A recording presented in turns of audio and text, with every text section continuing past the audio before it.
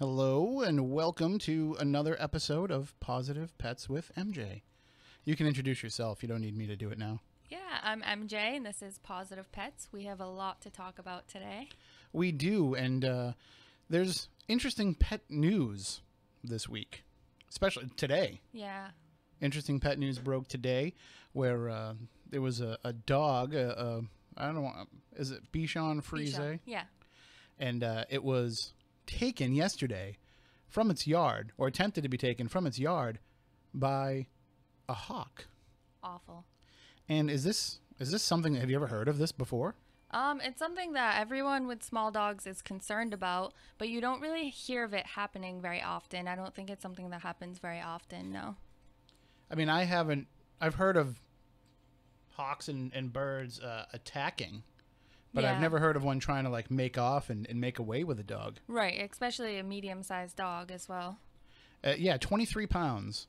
And so the dog has some gouge marks and some maybe some like bite marks, but and it also has a shattered shoulder. Yeah, the dog is under care and doing okay, right? From last I heard. Yes, Yeah. it is. It's been stabilized. Her name is Daisy. Daisy's been stabilized, and she was taken. I guess the owner, Susan, told me that she took her to a couple of different vets. One vet said that, just put a splint on the arm. Another vet said we're going to have to amputate the arm. Wow. And so a third one said, I think I can do surgery. So her vet from Middleborough, Dr. Chase, said, I'd go the surgery route. So that's the plan for tomorrow. But it's just, she was telling me today that she has a fenced-in yard.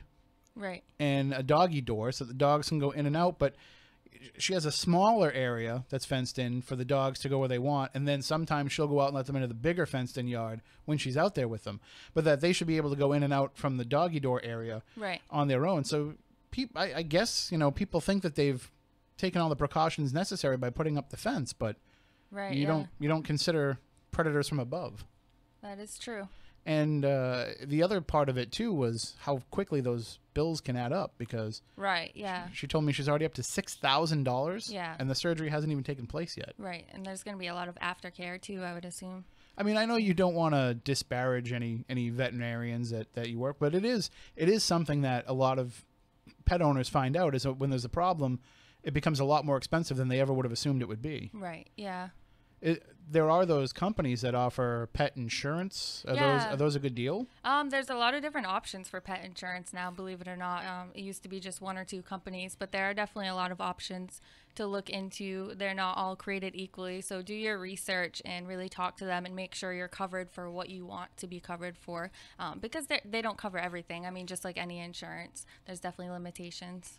It's going to be weird tonight because I got to use this computer. So it's okay. Reaching over and seeing what's going on, and I want to use this one too because I just have to have vision in all different ways. So yeah, that's one of the things that I think a lot of pet owners think about is, I want to protect my yard from coyotes and fisher cats and all that stuff. Right. And here comes something that you really can't control, hawks coming down. There's really not much you can do. I mean, other than being outside with your dog. And I mean, they make things. They make something called a coyote vest that actually has like different things that can, if a predator grabs your dog, they'll be more likely to let go.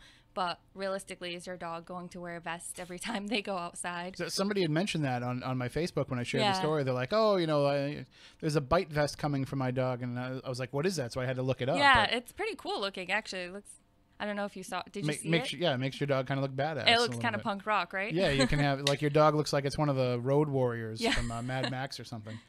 But it certainly is a concern, though, of I think it was the Friends of the Attleboro Animal Shelter put up a thing on Facebook warning people that there's been a high amount of hawks in the area this year. So that's something that people need to keep an eye out. If you do let your dog out, you have to keep it supervised. And even then, if a hawk decides it's coming down and you're in the yard, now you have to fight the hawk for the dog. So you got to be careful in that, or the cat, or whatever else you put out there.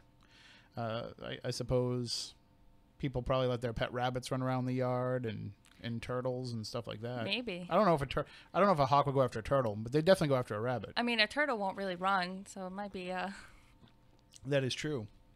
So, but hopefully Daisy will be okay. Yeah. I know that they did start a crowdfunding campaign to take care of good. their medical bills, because this station is has a policy of not sharing, those type of campaigns. We can say that, the information is out there on Facebook if people want to try to find it. And I'm sure everywhere that we posted the story, people will post the fundraiser as well. But we just can't give it out over the air because just company policy. But it'll be easy enough to find. It certainly will. Yeah, just look up, just go on the websites for those, if there's a place where you can go to fund me if I had a problem. Yeah. If you went to one of those Something sites like and that. you search for Daisy the Bichon, Yeah. I'm pretty sure that you'll find it. Oh, poor Daisy. I'll be thinking about her tomorrow when she has her surgery. It'll definitely be a tough road back for her. But I like what Susan told me. She's like, I used to make fun of her for being overweight. She's like, I'll never make fun of her again, because if she wasn't overweight, the hawk would have made off with her. Oh.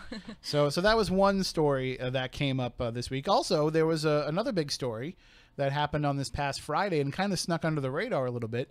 New Bedford opened the Captain Jack Peterson Dog Park by Keith Middle School after, a couple of years of working to open it there.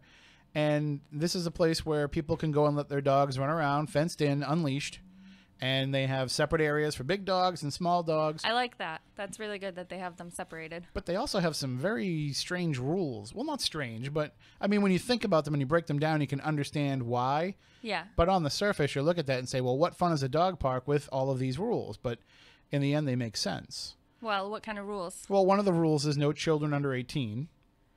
They don't want to have anybody, taking the risk of getting bitten by a dog. Any kids that, they don't know how aggressive some of the dogs may be.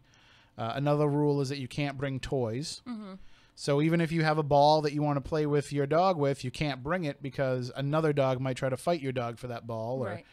And then what are some of the other rules? Well, no food. No food and toys. Like, not even people food. So you can't bring a snack. So if you're going to be sitting there while your dog runs around, you can't bring a sandwich. That could be a problem for a lot of people. I think so. I think you can probably get away with bringing in a bottle of water. I haven't read the rules completely but like I said, these rules make sense. Yeah, they do. You can't just when you're putting a bunch of dogs in there that you don't know their different personalities and behaviors, you must see it in your classes. Right. Bringing in all kinds of different dogs.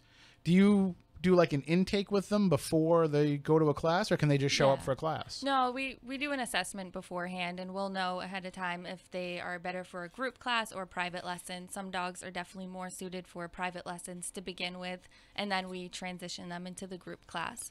And I think it's important for people using dog parks or anywhere where you have off-leash play to really know their dog. So know what your dog is comfortable with and not comfortable with, because situations can turn ugly really fast. And if nobody there knows about dog body language or how to break up a dog fight, it can become really dangerous. So if you know ahead of time and you really know dogs and you understand body language and you know how to kind of be your dog's hero and protect them, if a dog is bothering them, to kind of move them away and give them space, then that'll make it a really great thing. I'm keeping an eye on the camera because we're gonna knock heads if I keep getting too close to the screen. So is it possible then with those dog parks and with those issues that can arise that maybe some dogs it's just not the place for? Oh yeah, absolutely, 100%. Well, I mean, obviously the best way to get your dog exercise is by having your own yard fenced in. Yeah, I mean, there's plenty of ways to get your dog exercise, going for hikes, training, swimming, whatever your dog likes. So if your dog isn't comfortable with other dogs off leash, or if you're uncomfortable with that, don't think that your dog is missing out. There's other options for sure. I know that we were saying earlier that, I don't want to blow up your spot here, but you're not a huge fan I'm not a of huge dog fan parks. of dog parks. I'm not. What's the rationale behind it? Some of the things that we just mentioned? Yeah, well, if you have a lot of dogs in a place that they're not assessed ahead of time, and something happens, a fight breaks out, who's going to break it up? If you just have pet owners who don't want to get bit and they don't want to get hurt or have their dog hurt without somebody there that really knows what to do and how to handle that situation, it can be dangerous. But at the same time, I think dog parks are great for the right dogs. So that's why I say know your dog and know other people's dogs. So if you're going to a dog park, know what you're watching for to understand if things are going really well or if they're going really badly. Sometimes dogs can be playing and they're just not taking a break and they're just constantly playing, and that can actually be a problem because dogs should be taking breaks. You'll notice when they're playing and then they kind of split off and take a break. So just things to watch for. Yeah, parents, have a tendency to think like if they go to a park with a bunch of kids, they can just let their kids run around and every other parent's keeping an eye on their kid too. Yeah, no, don't do that. So it's okay if you're reading a book because somebody's going to yell, "Hey, whose child is this?" Right. Yeah, it doesn't really work that well with babies or dogs for that matter. A cool thing about dog parks is if you're going to do stuff with your dog and interact with your dog and you have all that space and it's fenced in, then that's a really positive thing about it because you can work with your dog and participate with them. It does make sense though for a lot of people in this area because they probably have dogs living in an apartment where there is no yard for them to run around, so it does get out and get them some exercise. But, they should probably come and see you first for training. Well, just be safe. Well, not even just to plug, but they should probably make sure that their dog has training before they bring them into that environment. As opposed to just, like a dog that's cooped up all the time. And then you say, all right, now you can run free. And the dog's just going to not have any idea what's going on because it's used to being stuck within four walls. And sometimes too much stimulation can lead to problems too. The dog becomes more anxious. You would think they're going to be really tired and go home and be exhausted, but then they seem more anxious. So that means that it might have been a stressful event. So their stress hormones are really high and they're not relaxing afterwards. So another thing to watch for. And, I think, too, one of the issues, and if anybody wants to call in with any questions, by the way, 508-996-0500. We can take your phone calls here with any questions that you may have about your pets, whether it's training, grooming, questions in general. If you're looking for a name, we can make some suggestions. Yeah, that's a really good idea. Yeah. Any pet, dogs, rabbits, cats, fish. I know they said you're not that good with reptiles, but we can fake our way through it. Yeah, we're going to try to avoid them. Like if they're like, I have a lizard and he's not really acting right, we can be like, well, that's because he's a lizard. It's probably not made to be a pet. But any questions, feel free to call in 508-996-0500. But one of the questions that came up here from, I went around today and I said to everybody working, because they're all dog owners and they all have pets. And I said, if anybody has any pet questions, make sure that you call in tonight. Yeah, for sure. And one of the folks said, I can't call in because I go to bed early because I wake up early to come into work. But she had a question about she wants to get a dog. But she wants to get a dog that will fit her lifestyle. She needs a dog that can be okay at home. For a good amount of time. She needs a dog that can stay inside. She needs, and when you start to have a lot of these qualifications for dogs, as I said to her, I was like, it sounds like you really need a cat. Because or maybe a rabbit. Yeah, something that doesn't need you to be home and playing with it all the time. But I think people don't understand that different breeds of dogs and different, just as each individual have its own personality. Yeah. You can kind of find a way to tailor a dog that will fit yours. Right. And that's very true. Different breeds have different characteristics, but don't be fooled into thinking that a calm breed is going to be an easy dog. So just because they're advertised, online as this is a calm dog, they'll fit apartment lifestyles, it doesn't mean they still don't need a lot of exercise and attention just like other dogs. So that's one thing to just be aware of. But there's definitely some dogs that are really high drive. They like to work and they need more attention and work and training than other dogs. And then there's dogs that just like to kind of hang out and be a couch potato. And sometimes you get fooled. You get one breed because you think that's the characteristics you're looking for, but then they end up being the total opposite of what they're generally supposed to be. I mean, there's no dog, though, that you can get and say, this dog is going to be fine at home all the time. Right. Like, they're going to need you to be there, and they're going to need interaction with you and just basic care. Yeah. But that being said, I mean, I also said to her, I was like, maybe it's a good idea, and another person suggested it too, that you go and you get an older dog. Yeah. A dog that, maybe you just take care of dogs that are kind of on their way out and don't really have the energy anymore. And she's like, oh, no, I need a dog that, I can watch it grow up and all that. I can't think of any breed, and I certainly don't know nearly as well as you do, but any breed where you can say, yes, you can just leave this dog at home all day. Right, yeah. Especially a puppy. They're going to need to be let out every couple hours and exercised a lot. I mean, you can leave it home, but you're not going to be happy when you come home and see what happened. Right. What's the, I'll put you on the spot a little bit here. What's the worst story that you've heard about somebody leaving a puppy home unattended? Ooh, let me think. There's so many. I don't know where to start. Puppies unattended that aren't in like rooms that are totally puppy proofed. I've heard of things being eaten, mostly couches. That's probably the most common thing, is the sofa and rugs. So if you like your furniture, you might not want to get a puppy and leave them home all day. I heard once about a puppy that came home emptied out. You know, they came home and the puppy had emptied out the liquor cabinet and then taken all the steak knives out of the butcher block on the counter. And when they came in, the dog threw the knives at them. That sounds like a very advanced dog. Did like that thing where like all the knives go and like make the outline like right around the person, like all just miss them. So don't get that breed. Yeah, like, watch out. It was a Jack Russell. So, which I'm not surprised. They're kind of hyper.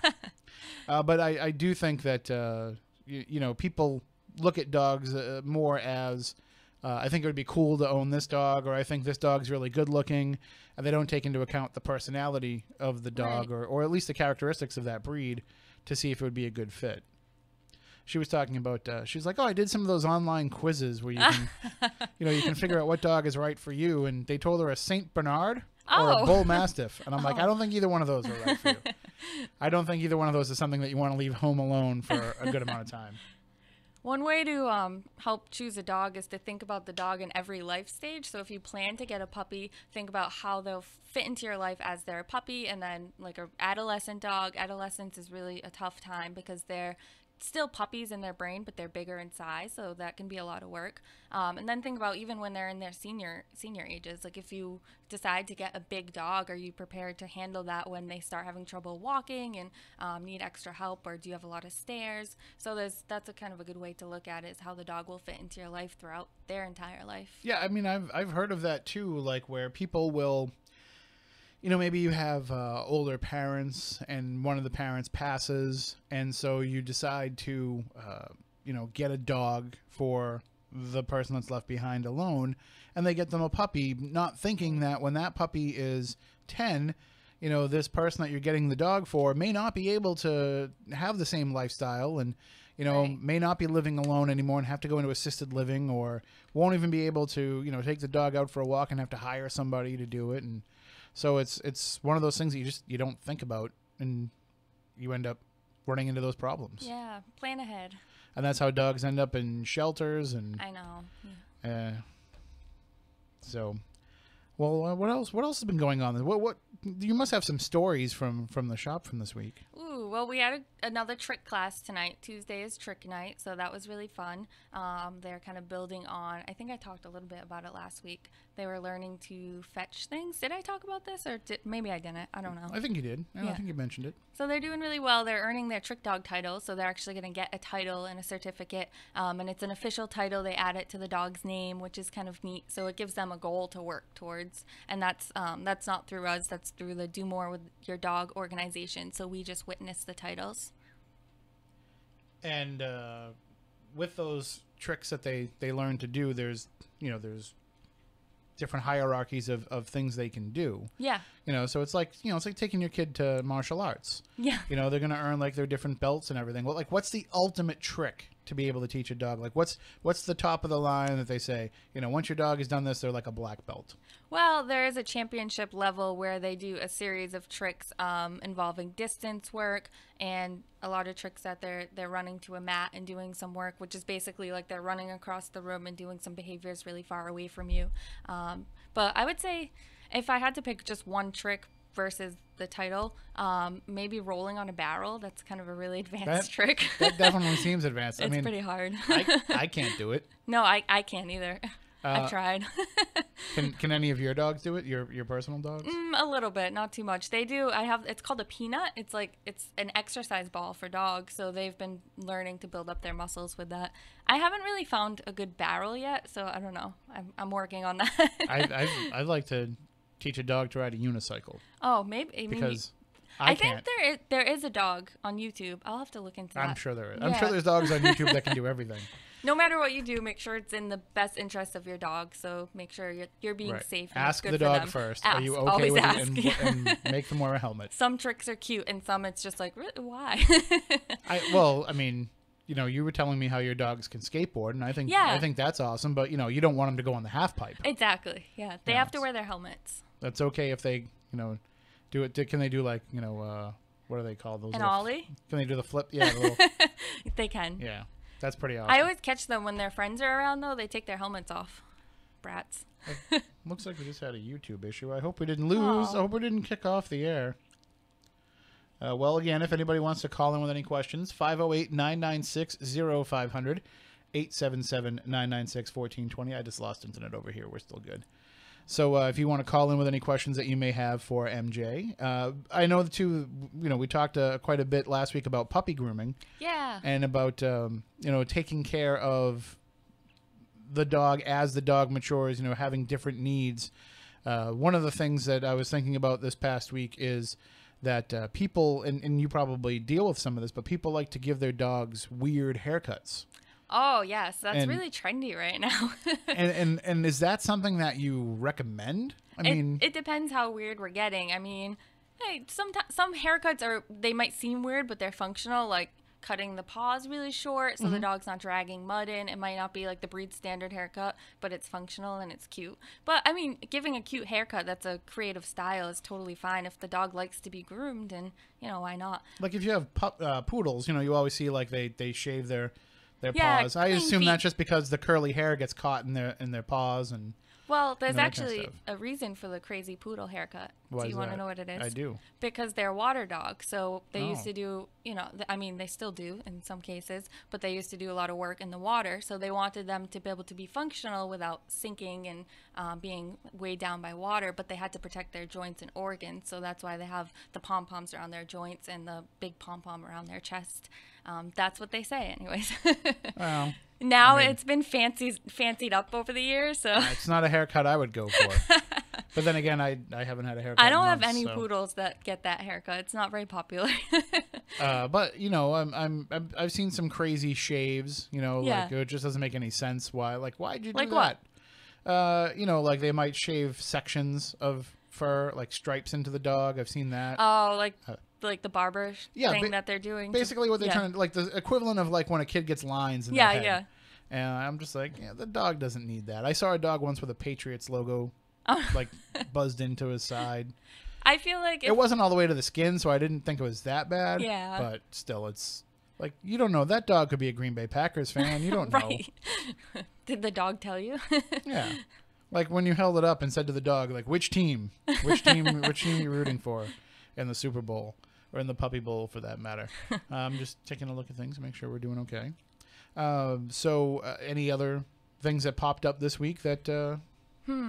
Well, I was thinking about, since we talked about the puppy grooming a lot, it makes me think of just when you get a new pet, not necessarily a puppy, any pet, setting healthy habits with the pet right away. So really the first couple of weeks when you have a new pet, it's important to plan things like the groomers and walking schedules and feeding schedules and enrichment, and not just dogs. I mean, even like a mouse or, a hamster. Well, yeah, I mean, you want to make sure that some people might say, oh, I just got a hamster, I just got a mouse, I've never had one before, I want to get comfortable before I hold it, but you really don't want to do that. Like, if you keep it in the cage... Then you're going to be stuck in that habit. Right. Yeah. You're not going to get used to it, it's not going to get used to you.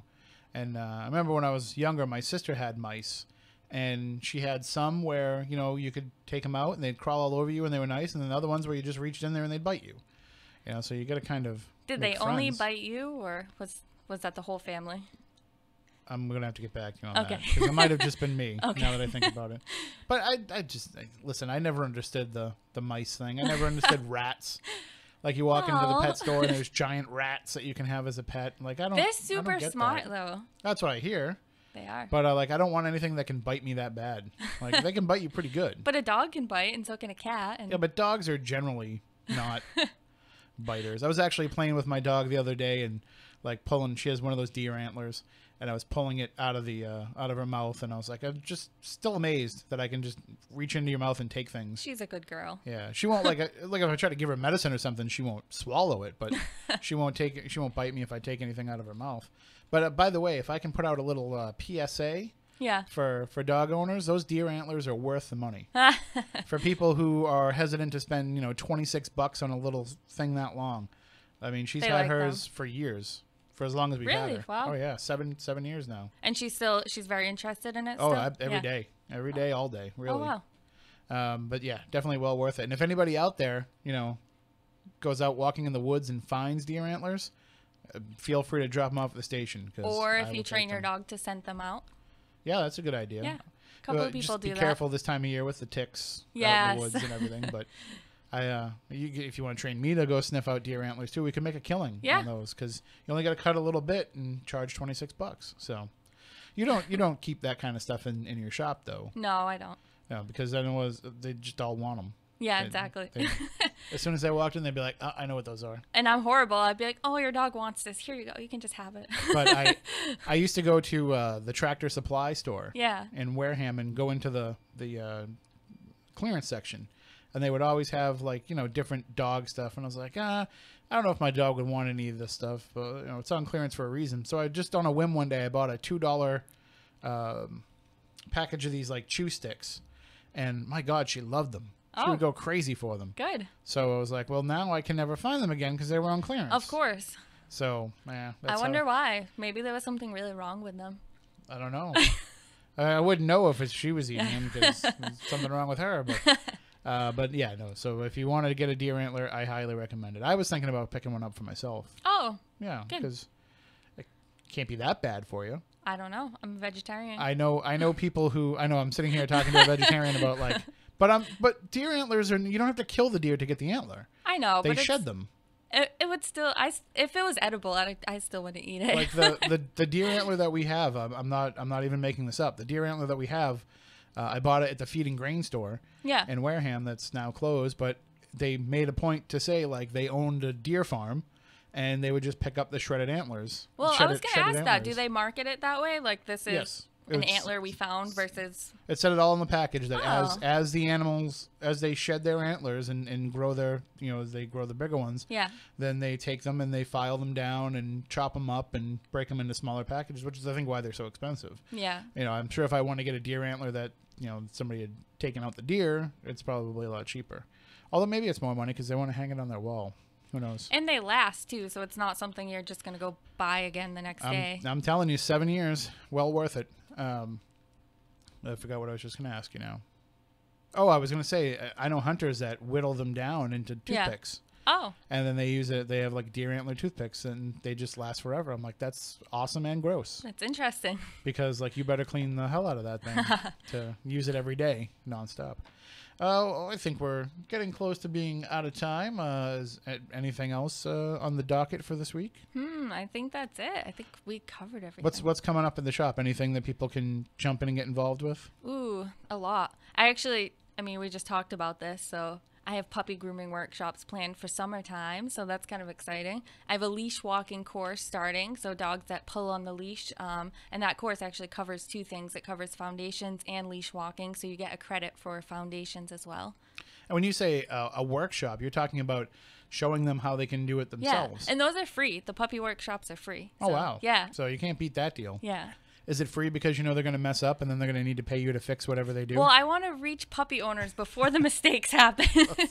And I don't mean grooming mistakes. I just don't want them to come in and be afraid of the groomers. So I want them to come meet us and learn all kinds of cool things and then love grooming for the rest of their lives. So then how can people get in touch with you and find out more and visit the shop? MJ's Pet Training Academy is probably the best way. .com. Did I not say .com? Or 855-465-7782. And we're at 132 South Main Street in Acushnet. So real easy to get to, real easy to find.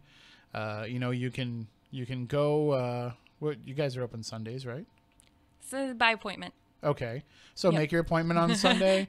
Go get your dog groomed while you're out having dinner over at the Century House. Why did you pick Sunday? Because I know that Sunday they have the dinners at the Century House. Oh, So that makes sense. I'm trying to pick like location Yeah. things to entice people to go down to that area. I like it. But if you're not from the area, trust me, it's very easy to get to. And the only thing is, you must be getting some traffic down that way lately. Yeah, With it the hasn't bridge been backed as up. bad as you would expect it to be, though. It wasn't too bad today. Well, we have another. We have until Monday. Yeah, So we'll be okay. yeah. It'll be fine. So go on and check it out, MJ's Pet Training Academy, and again, mjspettrainingacademy.com. Yep. See, I'll get it. And of course, follow you on social media as well. Yeah, of course. You have a Facebook page, you have a Twitter. And give us a call next week at 9:00. Absolutely. Yeah. We will be here to talk with you more about pets next Tuesday. So I'm MJ, train positive.